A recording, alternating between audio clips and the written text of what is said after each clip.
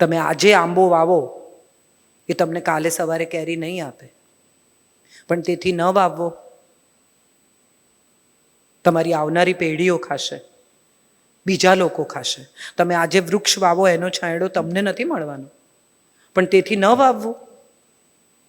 આપણે આપણા સંતાનો માટે કેટલા પૈસા બચાવીએ છીએ, પાસબુક ભરી દઈએ છીએ, પણ એમને શ્વાસબુક નથી આપતા. ઘર, મકાન, દુકાન, પૈસા, રોકડ, દાગીના. દીકરીને પરણાવે ત્યારે મમ્મી આ કપડાં ને પેલા કપડાં ને આટલો દાગીનો ને આટલી વસ્તુઓને, પણ કોઈ બેસાડીને સપ્તપદીના 7 વચન નથી સમજાવતું. જે આપ્યા ને જે લીધા, જેના ઉપર આવનારો સમય ટક્યો છે, દાગીના પર નહીં ટકે, કપડા પર નહીં ટકે, વસ્તુઓ પર નહીં ટકે. તમે કેટલું દહેજ આપ્યું એના પર નહીં ટકે, તમે કેટલા પૈસા આપ્યા એના પર નહીં ટકે, તમે કેવા લગ્ન કર્યા એના પર નહીં ટકે. તમે એને શું શીખવ્યું છે એના પર એના લગ્ન ટકશે, બંનેના. હવે તો દીકરાને પણ તમારે શીખવવું પડે છે.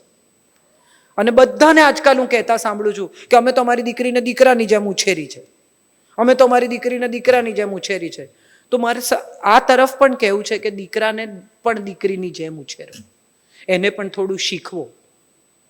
એની પત્ની જો કામ કરતી હોય, એની પત્ની જો વ્યવસાય કરતી હોય ને ઘરે વહેલો આવી ગયો હોય ને, તો એને કહો કે 1 કપ ચા બનાવજે, એમાં પુણ્ય છે.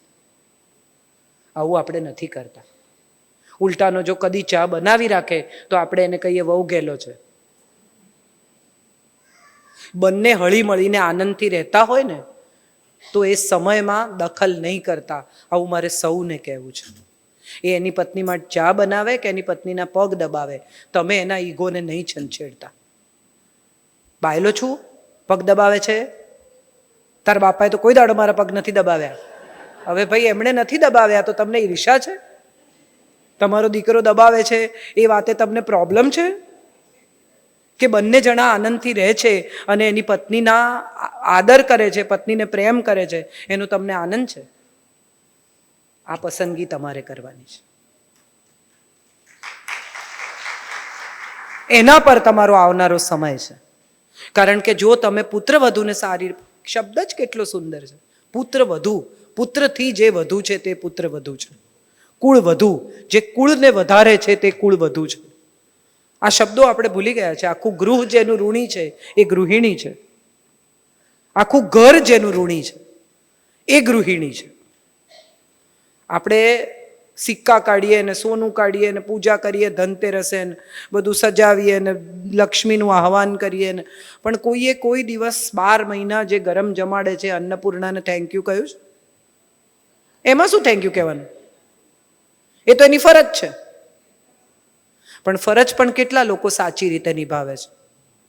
જો એ પૂરા દિલથી, પૂરા સ્નેહથી, પૂરા આદરથી એ ફરજ નિભાવતી હોય તો સાહેબને ખબર છે પોલીસમાં પણ મેડલ આપે છે, તો પત્નીને પણ આપો મેડલ. એને પણ સ્નેહનો મેડલ આપો, એને પણ આદરનો મેડલ આપો, એને પણ કદીક થેન્ક યુ કહો. મમ્મી મેડ નથી. યંગ છોકરાઓ છે એટલે મારે એ પણ કહેવું છે કે મમ્મી સતત ઘરમાં કામ કરતી નોકરાણી નથી. મમ્મીને પણ ક્યારેક થેન્ક યુ કહો કે તું બહુ ધ્યાન રાખે છે મારું. કોઈ છોકરું ઘરે પાછું આવે અને કહીને ગયું કે હું નહીં જમું, 14, 15, 16 વર્ષનો દીકરો હોય, કહીને ગયો કે મારું જમવાનું ના બને, અચાનક ઘરે આવી જાય અને પૂછે કે ખાવાનું છે કંઈ? માએ 2 જ ભાખરી કરી હોય પોતાના માટે અને તરત જ કહે કે આ છે ને ભાખરી છે, લે આપી દઉં તને, ફટફટ શાક કરી આપો. અને બચ્ચું પૂછે કે તું જમી? એક પણ મમ્મી એવું નહીં કહે કે ના હું નથી જમી. એ તરત જ એમ કે હા મેં ખાઈ લીધું. એ માં છે. એ માની કદર જો નહીં થાય તો સમય પણ તમારી કદર નહીં કરે.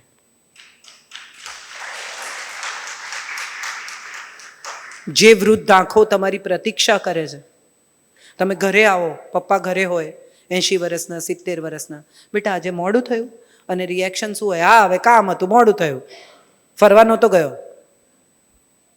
એ 2 આંખો પ્રતીક્ષા કરતી નહીં હોય ને ત્યારે તમને સમયની કિંમત સમજાશે. કોઈ રાહ જોતું હોય ને તો ઘરે પાછા ફરવાનો આનંદ છે. જાતે તાળું ખોલવાનું હોય ને તો ઘેર પાછા ફરવાનો કોઈ આનંદ જ નથી. તમે ઘરે શું કામ પાછા આવો છો? કારણ કે કોઈ તમારી પ્રતીક્ષા કરે છે. અને પત્નીએ શું કર્યું તો કે આખો દિવસ પ્રતીક્ષા જ કરી. તમે ગયા ત્યારથી પાછા ફર્યા ત્યાં સુધી એણે તો તમારા આવવાની જ રાહ જોઈ છે. સાંજે આ ખાશે, સાંજે આમ કરીશું, આમ. અને તમે આવીને સૌથી પહેલા શું કરો છો? તમારો દિવસ ખરાબ ગયો છે એટલે ઘરે આવીને ગુસ્સો કરો છો. ન કરો. જે સમય વેડફાઈ જશે ને એ પાછો નહીં આવે, એ આપણે બધાએ સમજી લેવાનું છે. આપણે બધા સૌથી વધારે જે કામ ખરાબ કરીએ છીએ ને એ સમય વેડફીએ છીએ. ઝઘડો કરવામાં, લડવામાં, બીજાઓને હેરાન કરવામાં, ગાંઠો બાંધવામાં. એ ગાંઠો શરીરમાં નથી હોતી, પહેલા મનમાં હોય છે ને પછી કેન્સર થઈને ફૂટે છે. બધી મનમાં જ વળે છે. આને તો હું પાઠ ભણાવી દઈશ ને, આની તો હું કારકિર્દી પૂરી કરી નાખીશ ને, આને તો હું સીધા કરી નાખીશ ને, આને તો હું આમ કરી દઈશ. એકચ્યુઅલી તમે શું કરી શકો એમ છો? એવું એક દિવસ તમારી જાતને પૂર્ણ પ્રામાણિકતાથી પૂછજો. તમે કોઈનું સારું કરી શકો એમ છો, બાકી ખરાબ તો કરી શકો એમ છો જ નહીં. અને જો જે કરી શકો એમ હો એ કરો. કોકને ભણાવો, કોકને ખવડાવો, તમારે ઘેર આવેલું માણસ આનંદથી પાછું જાય તો હું માનું છું કે એને ઘર કહેવાય. આપણે બધા સમયને માન આપીએ, આપણે બધા સમયની સાથે ચાલીએ અને આપણે બધા સમયના નિર્ણયને માથે ચડાવીએ તો હું માનું છું કે આપણે સમયના સથવારે જીવી શકીએ. Thank you so much. આટલા સ્નેહથી, આટલા આદરથી, આટલા વાલથી તમે સૌએ સાંભળ્યું. Thank you so much. ખૂબ આભાર સૌનો. આટલા વરસાદમાં, હા હા બિલકુલ, આટલા વરસાદમાં બધા આવ્યા અને બેઠા. બહાર વરસાદનો અવાજ એટલો બધો હતો કે મને એમ થયું કે બધા જતા રહેશે, પણ તમે બધા બેઠા. કોઈને કંઈ પણ પૂછવું હોય તો પૂછી શકે છે.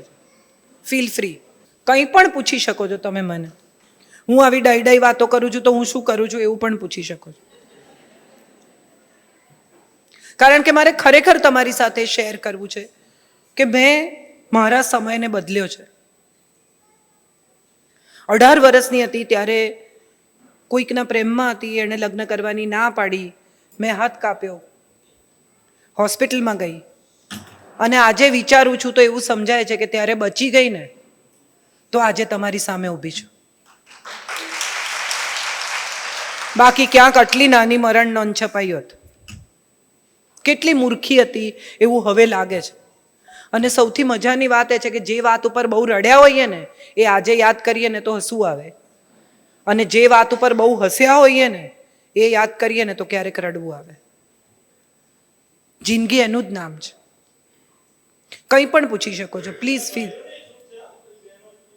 છૂટ શું વળી? છૂટ કોણ આપે ને કોણ લે? યસ બેટા.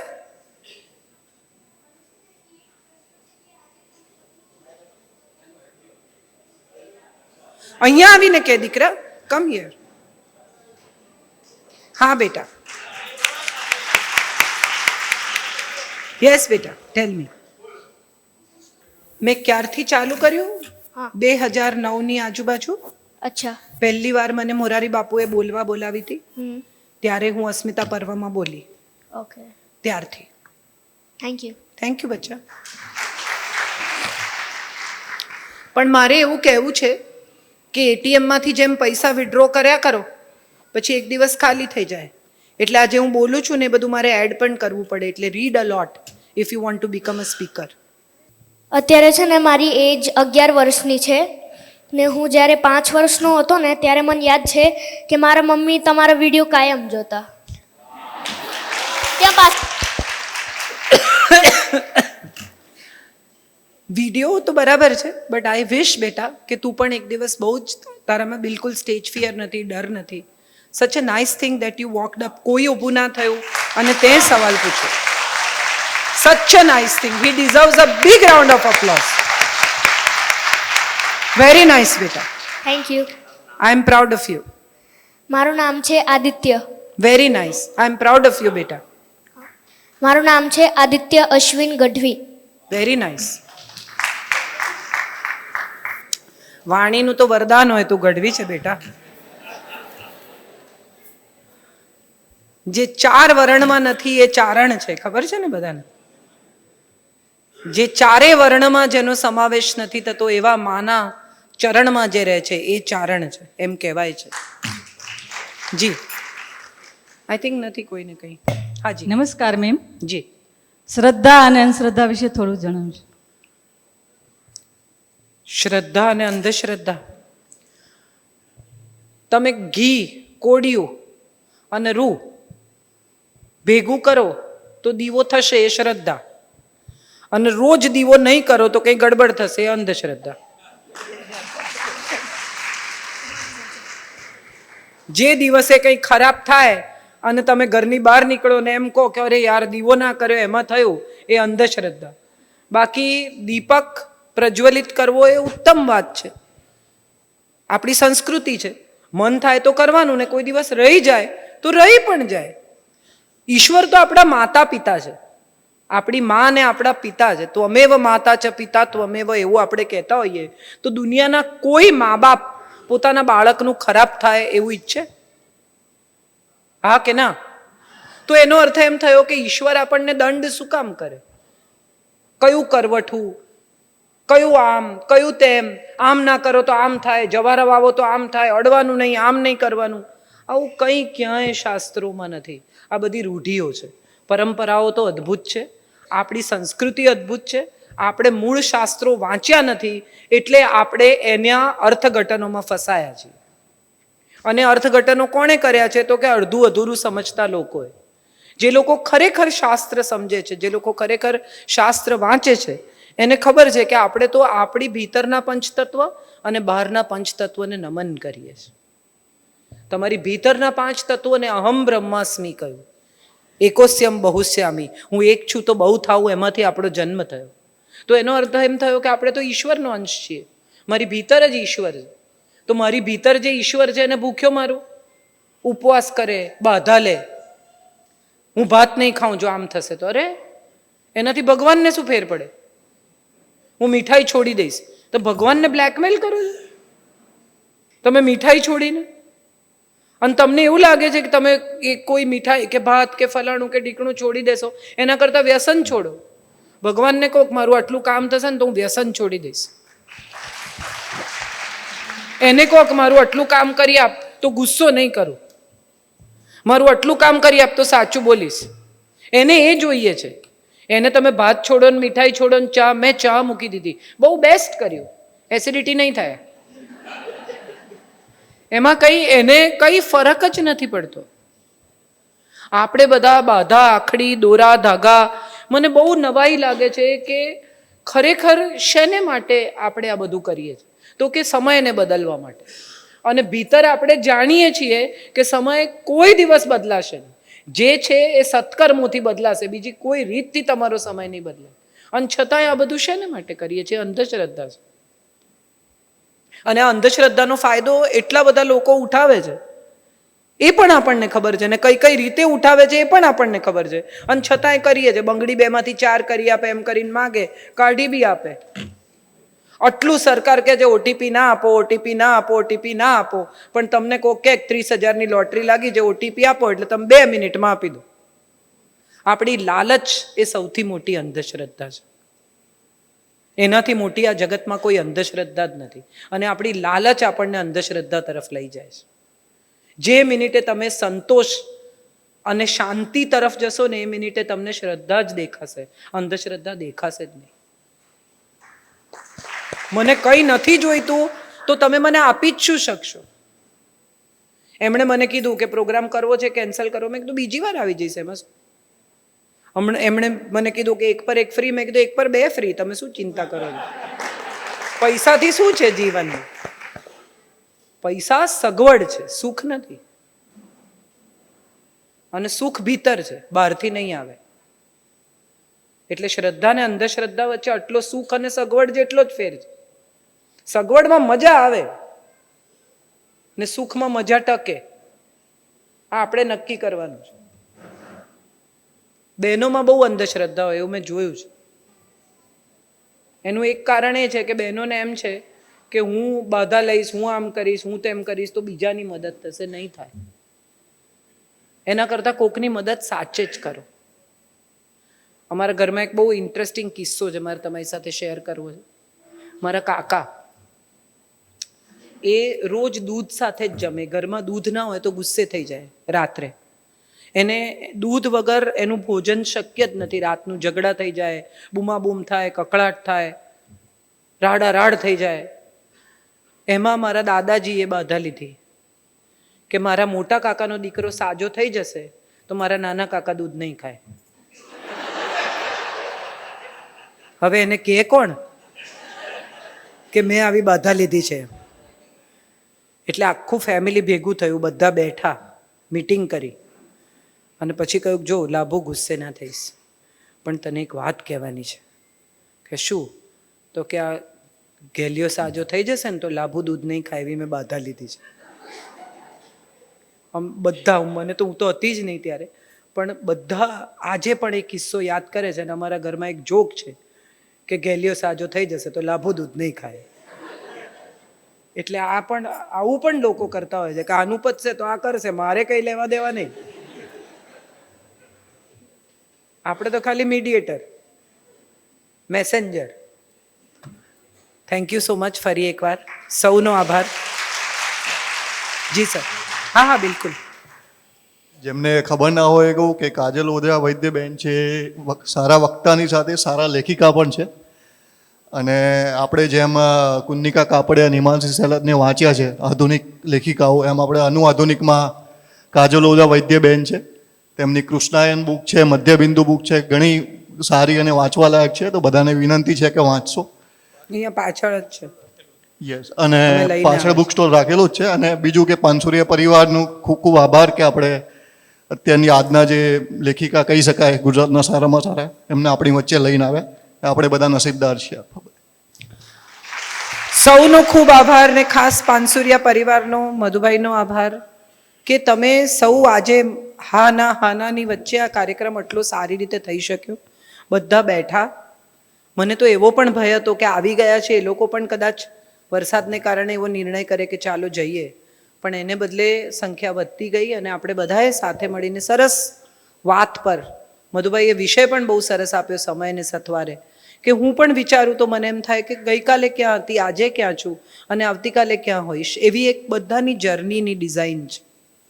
એ જર્નીની ડિઝાઇન આપણે જાતે જ બનાવીએ છીએ. તો એ ડિઝાઇન સારી જ બનાવીએ ને, કેમ ખરાબ બનાવીએ? આવતીકાલ આપણી સારી ક્યારે થશે કે જ્યારે આપણી આજ સારી હોય. ગઈકાલમાં જે થયું તે વળી વળીને પાછા જવાનો કોઈ મતલબ જ નથી. ગાડી ચલાવતા હોય એને ખબર હશે કે રિયર વ્યૂ મિરર એટલો જ આપે પાછળ જોવા માટે અને વિન્ડ સ્ક્રીન મોટો આપે આગળ જોવા માટે. એનો અર્થ એમ થયો કે પાછા ફરી ફરીને જોવાનું છે જ નહીં તો એક્સિડન્ટ થઈ જાય. આગળ જ જોવાનું છે. તો આગળની જર્ની વિશે વિચારીએ, સમયના સથવારે જીવીએ, સમયના નિર્ણયને માન આપીએ. આજે સમયે આપણને સંઘર્ષ આપ્યો છે તો એ સંઘર્ષ પણ આનંદથી કરીએ. મને બહુ ગમે છે એ વાત કે રામ રાખે એમ રહીએ. વરસાદ પડ્યો તો નહીં જવાનું સુરત, મારે જવું હતું પણ હું ન ગઈ. મેં નિર્ણય કર્યો કે નથી જવું. બાકીના લોકોનો પણ જીવ જોખમમાં નાખીને કે ના મારે તો જવું જ છે, ડ્રાઈવરને કીધું લઈ જ લે. ના, આજે ઓકે, આજનો સમય એમ છે તો એમ નિર્ણય કરે. કાલનો સમય આમ હશે તો આમ નિર્ણય કરીશું. આજે પગ ચાલે છે તો નવસારી આવી, કાલે ન પણ ચાલે ને એવું પણ નિર્ણય કરવો પડે કે હવે હું ટ્રાવેલ નથી કરતી. તો એમાં પણ દુઃખ શું કામ થવું જોઈએ? એક જમાનો હતો જ્યારે હું એક દિવસમાં નવસારી જઈને પાછી આવતી હતી. એ જમાનો ગયો, હવે બદલાયો. આપણું મગજ જેટલી ઝડપથી ચાલે છે એટલી ઝડપથી જો શરીર ન ચાલે તો એ સમયના નિર્ણયને સ્વીકારી લો. આપણે બધા ફ્રસ્ટ્રેટ એટલે થઈએ છીએ કારણ કે આપણને એવું લાગે છે કે ગઈકાલ સુધી જે કરતા હતા એ હવે આજે નથી થતું. તો નથી થતું એમાં શું? જે નથી મળ્યું એનો અફસોસ કરવાને બદલે જે મળ્યું છે એની ગણતરી કરીએ તો હું માનું છું સમયને માન આપ્યું કહેવાશે. Thank you so much. આપ સૌને પ્રણામ.